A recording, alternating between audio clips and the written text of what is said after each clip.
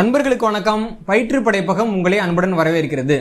தமிழகத்தையே இப்ப உலுக்கிட்டு இருக்க ஒரு விஷயம் என்ன அப்படின்னு பார்த்தோம்னா, அனைத்து சாதியினரும் அர்ச்சகராகலாம் அப்படிங்கிற திட்டத்துக்கு கீழே ஆகம விதி பயிற்சியை முறைப்படி மேற்கொண்ட சில தமிழர்களுக்கு பணி நியமன ஆணை வழங்கப்பட்டது. அவங்க கோயில்ல போய் பூஜை செய்யறத ஒரு தவறான செயல் அப்படின்னும், அவங்க பூஜை பண்ணாங்க அப்படின்னா கடவுளே அதை விரும்ப மாட்டார் அப்படின்னும், அங்க இருக்கக்கூடிய பிராமணர்கள் பிராமண மந்திரங்களை சொல்லி அந்த கடவுள்களை வீட்டுக்கு கொண்டு வந்துடலாம் அப்படின்னும் பல்வேறு தரப்பினர் பல்வேறு கருத்துக்களை தெரிவிச்சுட்டு இருக்காங்க. இந்த கருத்துக்களை கேட்கக்கூடிய நபர்கள்லாம் என்கிட்ட கேட்கக்கூடிய கேள்வி என்னன்னா, இப்ப பிராமணர்களுடைய கடவுள் தானா நம்ம கோயில்கள்ல இருக்கிறதெல்லாம், அந்த கடவுள்கள் தமிழர்களுடைய கடவுள் கிடையாதா? கடவுள்களுக்கு மொழி பிடித்தமானது எது அப்படின்னு பார்த்தோம்னா அது தமிழ் மொழியா அல்லது சமஸ்கிருதமா அப்படிலாம் கேட்டுட்டு இருக்காங்க. இந்த கேள்விக்கான பதிலை நம்ம புரிஞ்சுக்கணும் அப்படின்னா ரெண்டு துணை கேள்விகளுக்கான பதிலை நம்ம புரிஞ்சுக்கணும். முதலாவது கேள்வி என்ன அப்படின்னா, இன்றைக்கு நாம் கோயில்கள்ல வடமொழி மந்திரங்கள்லாம் சொல்லி வழிபட்டு கொண்டிருக்கக்கூடிய இந்த கடவுள்கள் உண்மையில தமிழர்களோட கடவுள்களா அல்லது ஆரியர்களோட கடவுள்களா? இது முதலாவது கேள்வி. ரெண்டாவது கேள்வி என்ன அப்படின்னா, தேவ பாஷை அப்படின்னு சமஸ்கிருதத்தை சொல்றாங்களே, அப்போ அந்த சமஸ்கிருதத்துல கடவுளை வழிபடுறது உயர்வானதா அல்லது தமிழ்ல கடவுளை வழிபடுறது உயர்வானதா அப்படிங்கிறது. இதுல முதலாவது கேள்வியை பத்தி தான் இந்த காணொலியில நம்ம விரிவா பார்க்க போறோம்.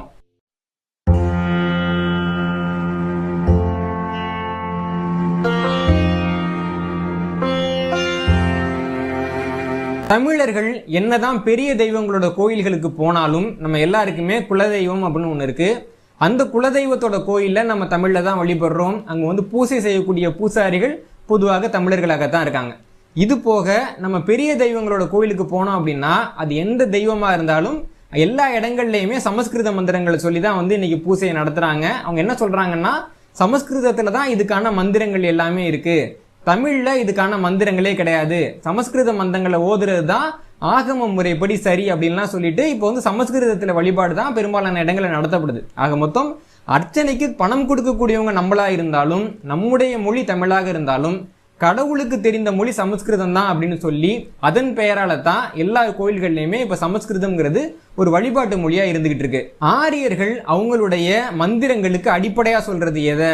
அவர்கள் தங்களுடைய ஆதி வேதம் அப்படின்னு எதை சொல்றாங்கன்னு பார்க்க போனா ரிக்வேதத்தை தான் சொல்றாங்க. அந்த ரிக்வேதம் இந்த மாதிரி கடவுள்களை எல்லாம் மந்திரங்கள் சொல்லி வழிபட சொல்லுதா? கடவுள் வழிபாடு சம்பந்தமா ரிக்வேதத்துல என்னெல்லாம் சொல்லி கொடுக்கப்பட்டிருக்கு அப்படின்னு நம்ம பார்த்தோம் அப்படின்னா, ரிக்வேதத்துல கோவில்கள் அப்படிங்கிறது கிடையவே கிடையாது. விக்கிரகங்கள் அதாவது சிலைகளை வச்சு வழிபாடு செய்யறதுங்கிறது கிடையவே கிடையாது. அது இல்லாம இன்னைக்கு அர்ச்சனை செய்யறப்போ ஓம் ஓம்னு சொல்றோம் இல்லைங்களா, அந்த ஓம் அப்படிங்கிற சொல்லி ரிக்வேதத்துல இல்லவே இல்லை. அது போக அபிஷேகங்கள் பண்றோம் இல்லைங்களா, அதை பத்தியும் எந்த குறிப்பும் ரிக்வேதத்துல கிடையாது. கடவுளுக்கு அலங்காரங்கள் பண்றாங்க இல்லைங்களா, அதை பத்தி எந்த குறிப்புகளும் கிடையாது. ஏன்னா திருமேனிகள் பத்தியே குறிப்பு இல்லைங்கிறப்ப அலங்காரங்கள் பத்தி எப்படி குறிப்பு இருக்க முடியும்? அலங்காரங்கள் பத்தியும் குறிப்புகள் கிடையாது. கடவுளுக்கு உற்சவங்கள் விழாக்கள் எடுக்கிறோம் இல்லைங்களா, அதை பத்தியும் குறிப்புகள் கிடையாது. பஞ்சபூதம் அப்படின்னு சொல்றோம் இல்லைங்களா, அந்த பஞ்சபூத கோட்பாடும் ரிக்வேதத்துல கிடையாது. அது இல்லாம கர்மா விதி அப்படின்லாம் சொல்றோம் இல்லைங்களா, அதை பத்தியும் ரிக்வேதத்துல எதுவுமே கிடையாது. மறுபிறப்பை பத்தியும் எதுவும் கிடையாது. மோட்சத்தை பத்தியும் எதுவும் கிடையாது. இறந்த பிறகு ஆன்மாக்கள் இன்னொரு உலகத்துல வாழும், அதுதான் பித்ரு உலகம்னு சொல்லி நம்மளை எல்லாம் காரியம் பண்ண சொல்றாங்க இல்லைங்களா, அந்த பித்ரு உலகத்தை பத்தியும் ரிக்வேதத்துல எதுவுமே கிடையாது.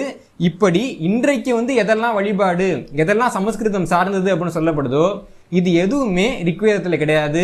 இதற்கெல்லாம் சிகரம் வச்ச மாதிரி இன்றைக்கு கோவில்கள்ல இருக்கக்கூடிய எந்த ஒரு கடவுளும் இதே பெயரால ரிக்வேத காலத்துல வணங்கப்பட்டதும் கிடையவே கிடையாது. இத ஏதோ நான் சொல்லக்கூடிய தனிப்பட்ட கருத்து அப்படின்னு நீங்க நினைக்க வேணாம். மகாகவி பாரதியார் அவர்கள், அதாவது வேதங்களை நல்லா படிச்சவர், கீதைக்கு உரை எழுதினவர், காசிக்கெல்லாம் போயிட்டு நிறைய இந்து சமயம் தொடர்பான விஷயங்கள்ல படித்த ஒரு மிகப்பெரிய மேதை மகாகவி பாரதியார் அவர்கள் இதை பத்தி என்ன சொல்றாரு அப்படின்னு பார்க்க போனோம் அப்படின்னா, அவர் என்ன சொல்றாருன்னா, வேத ரிஷிகள் காலத்தில் கோவில் கிடையாது, விக்கிரக ஆராதனை கிடையாது, சந்நியாசம் கிடையாது, அத்வைத துவைத வசிஷ்டாத்வைத பிரிவுகள் கிடையாது, பக்தி மாத்திரம் தான் உண்டு, கோவிலும் மடமும் பௌத்த மத பழக்கத்தால் வெளிநாடுகளில் இருந்து நமக்கு கிடைத்த பெயர்கள் என்று சரித்திரக்காரர்கள் சொல்கிறார்கள் அப்படின்னு மகாகவி பாரதியார் அவர்களே ஒரு மிகச்சிறந்த ஒப்புதல் வாக்குமூலத்தை கொடுத்திருக்காரு. அப்ப வேதத்துல எல்லா கடவுள் பத்தியுமே சூத்திரங்கள்லாம் இருக்கு, அந்த மந்திரங்களை சொல்லிதான் நாங்க கடவுள் எல்லாம் வழிபடுறோம் அப்படின்னு சொல்றாங்களே, ஆனா இந்த கடவுளோட பெயரோ வழிபாட்டு முறையே வேதத்துல இல்லவே இல்லையே அப்படின்னு கேட்டீங்கன்னா, வேத காலத்துல அவங்க வந்து வழிபட்ட கடவுள்கள் வேற, இங்க தமிழர்களாகிய நாம வழிபட்டு இருந்த கடவுள் வேற. ஆனா தமிழகத்துக்கு ஆரியர்கள் வர்றப்போ அவங்க என்ன பண்றாங்க அப்படின்னா, அவங்க கிட்ட இருக்கக்கூடிய கடவுளை காமிச்சு, நம்ம கிட்ட இருக்க கடவுளையும் காமிச்சு, இந்த கடவுளோட மறுபெயர் தான் அந்த கடவுளோட பெயர் அப்படின்னு அவங்க சொல்றாங்க. அப்படி சொல்றப்ப என்ன இடிக்குது அப்படின்னா, வேதத்துல ஒரு கடவுளோட பெயர் மட்டும் இருக்காது, அந்த கடவுளுடைய குணாம்சம் எல்லாம் இருக்கும். அப்போ அந்த குணாம்சம் இடிக்கும். அப்போ அவங்க என்ன சொல்றாங்கன்னா, இந்த கடவுளோட பெயர் தான், ஆனா அதோடைய குணம்ங்கிறது வேதத்துல இருக்க இன்னொரு கடவுளோட குணம் அப்படின்னு சொல்லுவாங்க. கொஞ்சம் குழப்பமா இருக்குல்ல? ரொம்ப எளிமையா சொல்றேன். ரிக்வேத காலத்திலும் வேதங்கள்லையும் பிராமணர்களுடைய முழு முதற் கடவுளாக கூறப்பட்ட கடவுள் யார் அப்படின்னு பார்க்க போனா அக்னி தான் அவங்களுடைய முழு முதற் கடவுள். அந்த அக்னிக்கு கீழே வரக்கூடிய பிற கடவுள்களாகத்தான் ருத்ரன் மாதிரியான கடவுள்கள்லாம் இருந்தாங்க. ஆனா இவங்க தமிழகத்துக்கு வர்றப்போ நம்ம வந்து சிவன் வழிபாடு கொண்டவங்களாக இருக்கும். அப்ப என்ன பண்றாங்க அப்படின்னா, அக்னிக்குன்னு இருந்த மந்திரங்களை எல்லாம் காமிச்சு, முழு முதற் கடவுள் அக்னி அப்படின்னு சொல்லப்பட்டிருக்கு இல்லைங்களா, அந்த மந்திரம் வந்து சிவனுக்கான மந்திரம் தான் அப்படின்னு சொல்றாங்க. அப்போ சிவன்கிற பேரே உங்க வேதத்துல இல்லையேன்னு கேக்குறப்போ, வேதத்துல ருத்ரன் அப்படின்னு ஒரு பேர் இருக்கு இல்லையா, அதுதான் சிவனோட பேரு அப்படின்றாங்க. எங்க குணம் என்னன்னு கேட்டா அக்னியோட குணம், பெயர் என்னன்னு கேட்டா அது வந்து ருத்ரனோட பெயர். இப்படிதான் வந்து வேதத்துக்கு உரை எழுதுறவங்க அந்த வேதத்தை இங்க இருக்கக்கூடிய கடவுள்கள் மேல பொருத்தி காமிச்சாங்க. அப்படி பொருத்தி காமிச்சும் கூட நிறைய இடங்கள்ல வேதகால கடவுள்களும் தமிழக கடவுள்களும் பொருந்தி போனதே கிடையாது. அதுக்கு ஒரு மிகச்சிறந்த உதாரணம் என்ன அப்படின்னா, இப்ப ரிக்வேதத்துல வரக்கூடிய ருத்ரன் பத்தின குறிப்புகள் என்ன சொல்லுது அப்படின்னு பார்த்தோம்னா, ருத்ரன் இடி போன்ற ஆயுதத்தை உடையவன் அப்படின்னு ரிக்வேதத்துல இருக்கு. ஆனா பின்னாடி இந்திரன் தான் இடி ஆயுதமா கொண்டவன் அப்படின்னு இவங்க மாத்துறாங்க. அதே மாதிரி ரிக்வேதத்துல வரக்கூடிய இன்னொரு பகுதி, ருத்ரன் அப்படிங்கிறவரு வில்லையும் அம்பையும் ஆயுதமாக கொண்டவர் அப்படின்னு சொல்லுது. பின்னாடி இந்த வில்லம்பு ஆயுதத்தை அவங்க வந்து ராமரை கடவுளா மாத்துறப்ப அங்க பயன்படுத்திக்கிறாங்க. ஆனா ரிக்வேதத்துல இந்த ருத்ரனுக்கு கூறப்பட்ட எந்த பண்புமே சிவனுக்கு பொருந்தியே வரல. ஆனா பேர் கேட்டா மட்டும் வேத காலத்துல ஒரு பேரு ருத்ரன், பின்னாடி ஒரு பேர் சிவன் அப்படின்னு மாறிச்சுன்னு நமக்கு சொல்லுவாங்க. அது இல்லாம ருத்ரன் சம்பந்தப்பட்ட பாடல்களுக்கு உரை எழுதக்கூடிய உரையாசிரியர்கள் நிறைய உரையை வந்து பிரிச்சு எழுதுறாங்க. ஏன்னா பழைய உரைகளையும் பின்னாடி வந்த உரைகளையும் நம்ம எடுத்து பார்த்தோம்னா அது ஒண்ணுலேருந்து ஒண்ணு மாறுபடும். உதாரணமா சொல்லணும் அப்படின்னா, ருத்ரனை பத்தி சொல்றப்போ பப்ளு சாயே அப்படின்னு ஒரு இடத்துல வந்து இருக்கு வேதத்துல.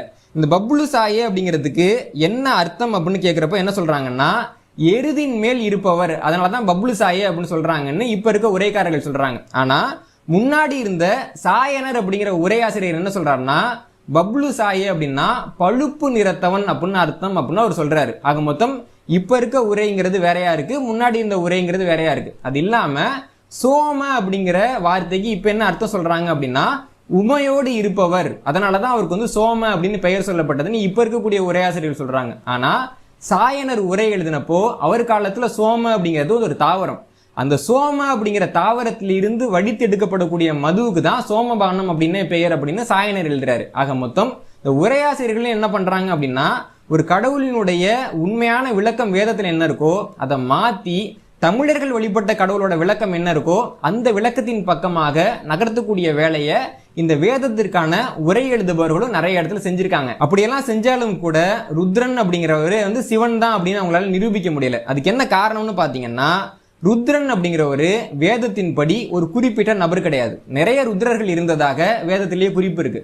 மிக குறிப்பா யஜூர் வேதத்துல பார்த்தோம் அப்படின்னா, வசுக்கள், ருத்ரர்கள், ஆதித்யர்கள் அப்படின்னு 3 பேரையும் வந்து கூட்டமா சொல்றாங்க. வசுக்கள்ங்கிறவங்க வசுன்ற பெயர் இருக்க கூட்டம், அதே மாதிரி ஆதித்யர்கள்ங்கிறவங்க ஆதித்யன்னு பெயர் இருக்க கூட்டம், அதே மாதிரி ருத்ரர்கள் அப்படிங்கிறவங்க ருத்ர அப்படின்னு பெயர் இருக்க கூட்டம்னு சொல்றாங்க. ருத்ரன் என்பவர் வேத காலத்தில் ஒரு குறிப்பிட்ட நபரே இல்லை அப்படிங்கிறப்ப அவர் தான் சிவன் அப்படின்னு எப்படி ஒப்புக்க முடியும்? இதெல்லாம் போக ஆரியர்களினுடைய வேதத்தில் இருக்கக்கூடிய பல்வேறு செய்திகளை நம்ம பாக்குறப்போ, ஆரியர்கள் இங்க வந்து முதல்ல தமிழர்களோட கடவுளை பாக்குறப்போ அந்த கடவுள்கள் மீது வெறுப்பு கொண்டார்கள் அப்படிங்கிற உண்மைதான் நமக்கு வந்து கிடைக்குது.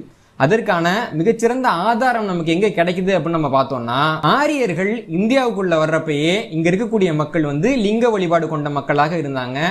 ஹரப்பாவிலையும் மொகஞ்சதாராவிலையும் பல்வேறு இடங்கள்ல அப்ப வழிபடப்பட்ட லிங்கங்கள் நமக்கு கிடைச்சிருக்கு. இப்படியாக லிங்கங்களை வழிபடக்கூடிய மக்கள் பத்தி ரிக்வேதத்துல ஏதாவது குறிப்பு இருக்கா அப்படின்னு பார்க்க போனா நிறைய குறிப்புகள் இருக்கு. ரிக்வேதம் இப்படி வழிபடக்கூடிய மக்களை சிஷ்ணதேவர் அப்படின்னு சொல்லுது. அதாவது வந்து ஒரு குறியை வழிபடக்கூடியவர்கள், ரொம்ப தாழ்வான வழிபாட்டு முறையை கொண்டவர்கள் அப்படின்னா இந்த சிஷ்ணதேவர் அப்படிங்கிற வார்த்தையை வந்து அமைஞ்சிருக்கு. இதற்கு உரையாசிரியர்கள் அர்த்தம் எழுதுறப்போ காம அரக்கர்கள் அப்படின்னு தான் உரை எழுதுறாங்க. ஆக மொத்தம் சிவலிங்கத்தை வழிபடக்கூடியவர்களை அல்லது லிங்க வழிபாடு கொண்ட மக்களை இந்த ரிக்வேதம் அப்படிங்கிறது காம அரக்கர்கள் அப்படின்னு தான் சொல்லியிருக்கே தவிர வழிபடக்கூடியவர்கள் இறை நம்பிக்கையாளர்னே சொல்லல. இப்படியாக வேதகால ஆரியர்கள் உள்ள வர்றப்போ இங்க இருந்த ஹரப்பா நாகரிகம் அப்படிங்கிறது அதனுடைய இறுதி காலத்துல இருந்தது. அப்போ இங்க ஆரியர்கள் என்ன பண்ணாங்க அப்படின்னா அந்த நாகரிகத்தில் இருந்த இந்த லிங்க வழிபாட்டு உருவங்களை அடிச்சு உடைச்சிருக்காங்க. அது இல்லாம ஹரப்பா நாகரிகத்துல இருந்த பல்வேறு சிலைகள்லையும் ஆண்குறி இருக்கும் இல்லைங்களா, அந்த பகுதிகளை மட்டும் அவங்க தாக்கி உடைச்சிருக்காங்க. ஏன்னா அந்த குறி அருவருப்பானது, இதை போய் இவங்கெல்லாம் வழிபடுறாங்களே அப்படிங்கிற ஒரு எண்ணத்தினாலேயே அவங்க மிகப்பெரிய சிதைவை ஏற்படுத்தியிருக்காங்க. இந்த கருத்தை நான் சொல்லல, ஹரப்பா நாகரிகத்தை சேர்ந்த தோலவீரா அப்படிங்கிற இடத்த பொதுவெளிக்கு கொண்டு வந்த மிகப்பெரிய ஆய்வாளரான R.S. பிஸ்ட் அப்படிங்கிறவர் என்ன சொல்லியிருக்காருன்னா, தோலவீராவிலும் வேறு இடங்களிலும் இருந்த லிங்க உருவங்களும் ஆண்குறி வழிபாட்டு சின்னங்களும் அந்த நாகரிகம் விழுந்த பின்னர் வேண்டுமென்றே உடைத்து நொறுக்கப்பட்டதற்கான தெளிவான சான்றுகள் உள்ளன அப்படின்னு சொல்லியிருக்காரு. இது தொடர்பான முழு தகவல்களும் இப்போ வெளிவந்து ரொம்ப வெற்றிகரமாக விற்பனையில் இருக்கக்கூடிய ஆதி இந்தியர்கள் அப்படிங்கிற புத்தகத்திலையும் இடம்பெற்று இருக்கு. ஆக ரிக்வேத காலகட்டத்தில் எந்த லிங்கங்களை பார்த்து இவங்க அருவறுத்தாங்களோ, எந்த லிங்கங்களை இந்தியாவுக்கு வந்தப்போ இவங்க அநாகரிகம்னு உடைச்சாங்களோ, அந்த லிங்கங்களை வழிபடுறதுக்கு சமஸ்கிருதம் தான் உகந்த மொழி அப்படின்னு அவங்க சொல்லிக்கிட்டு இருக்காங்க.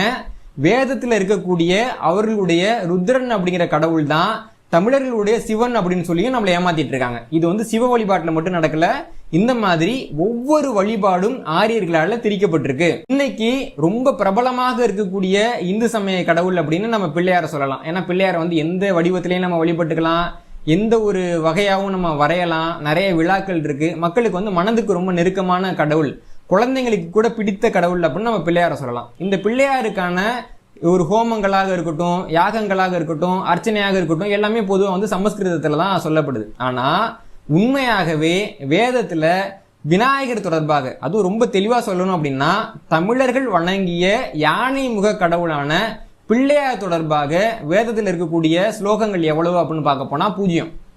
ஒரு ஸ்லோகம் கூட பிள்ளையாரை பத்தி வேதத்துல இல்லை.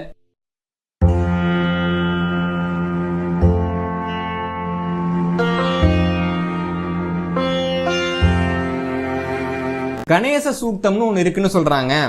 அந்த சூக்தத்துல 15 மந்திரங்கள் கணபதியை பத்தி இருக்கு. அந்த சூக்தத்தின் படிதான் நாங்க கணபதி வழிபாட்டெல்லாம் நடத்துறோம் அப்படின்னு ஆரியர்கள் சொல்றாங்களே அப்படின்னு கேட்கலாம். அதில் நீங்க கவனிக்க வேண்டிய ஒரு செய்தி என்னன்னா, இந்த கணேச சூக்தத்தில் இருக்கக்கூடிய 15 மந்திரங்கள்ல 9 மந்திரங்கள் ரிக்வேதத்தோட 8வது மண்டலத்துல 81வது சூத்திரத்திலிருந்து எடுக்கப்பட்டன.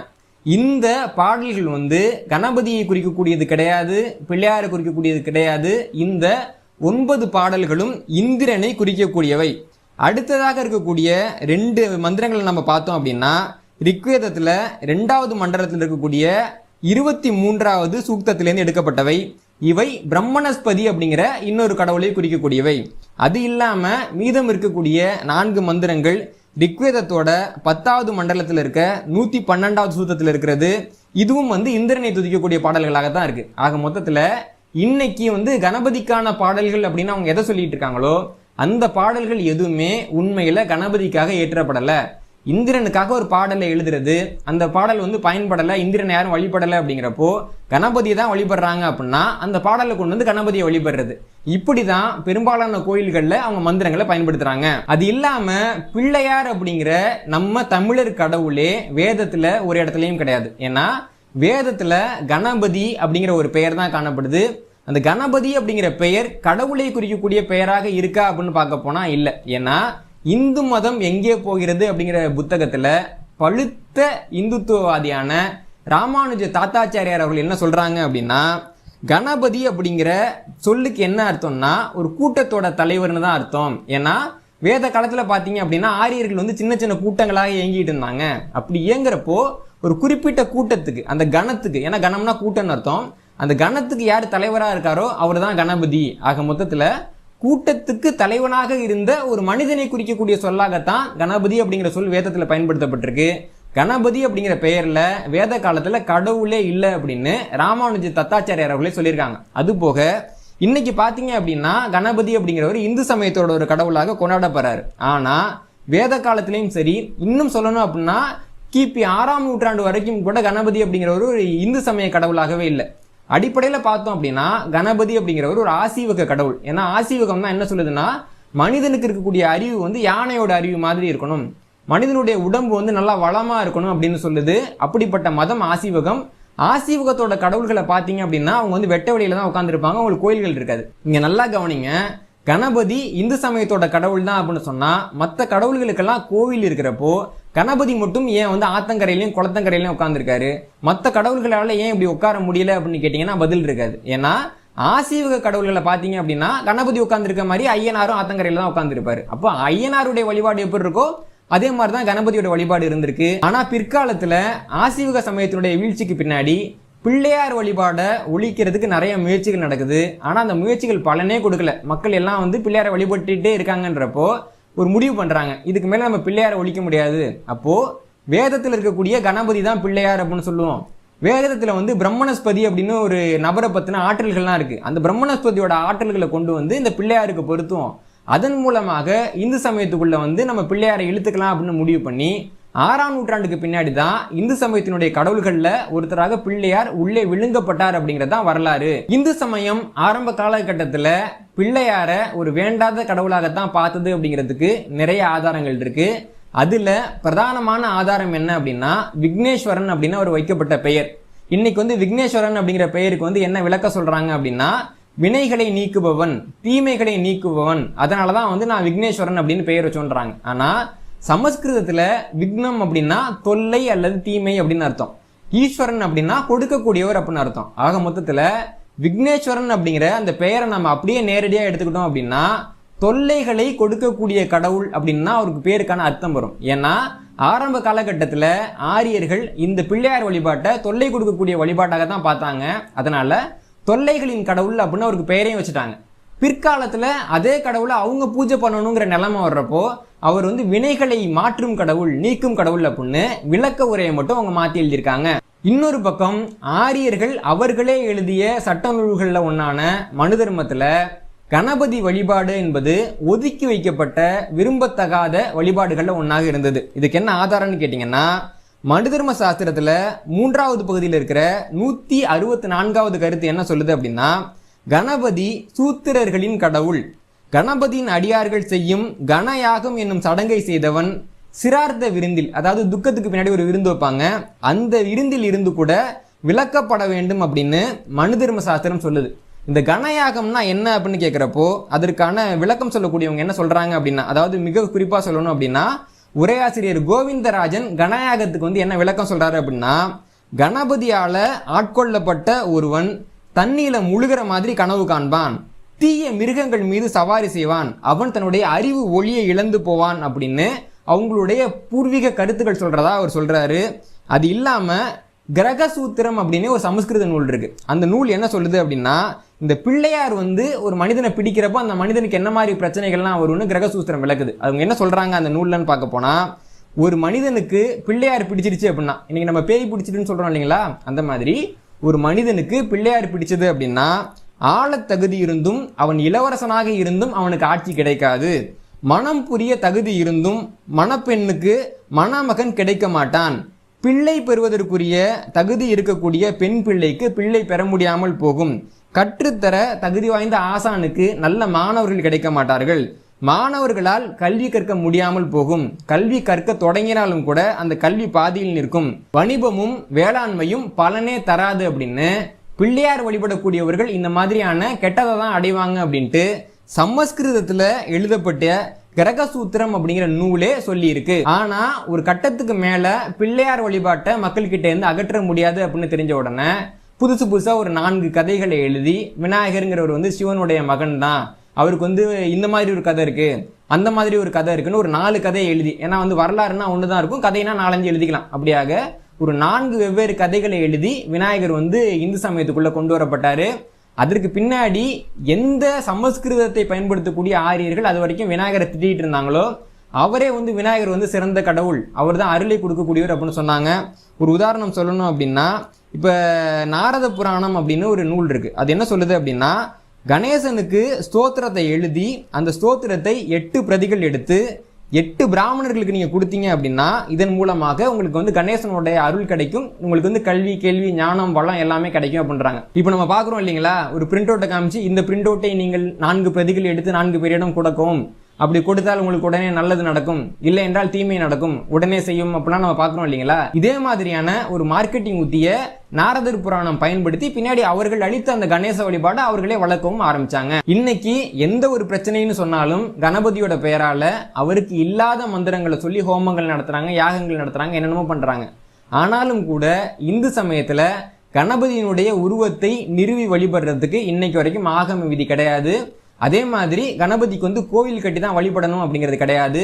இந்து சமயத்தை பார்த்தீங்க அப்படின்னா, அதாவது இன்னைக்கு இருக்கக்கூடிய வைதிக இந்து சமயத்தை பார்த்தீங்க அப்படின்னா, சமையல் செய்து உருவாக்கப்பட்ட பொருட்களை தான் கடவுளுக்கு படைப்பாங்க. ஆனா சங்க தமிழர்களுடைய வழிபாட்டு முறை அப்படிங்கிறது ஒரு பூவையோ அல்லது புல்லையோ வச்சு கடவுளை வழிபடுறது தான். ஆனா இந்த கணபதியினுடைய வழிபாட்டை பார்க்குறப்போ நம்ம எருக்கம் பூவையும் அருகம் புல்லையும் வச்சுதான் இன்னைக்கு வரைக்கும் வழிபட்டுக்கிட்டு இருக்கோம்.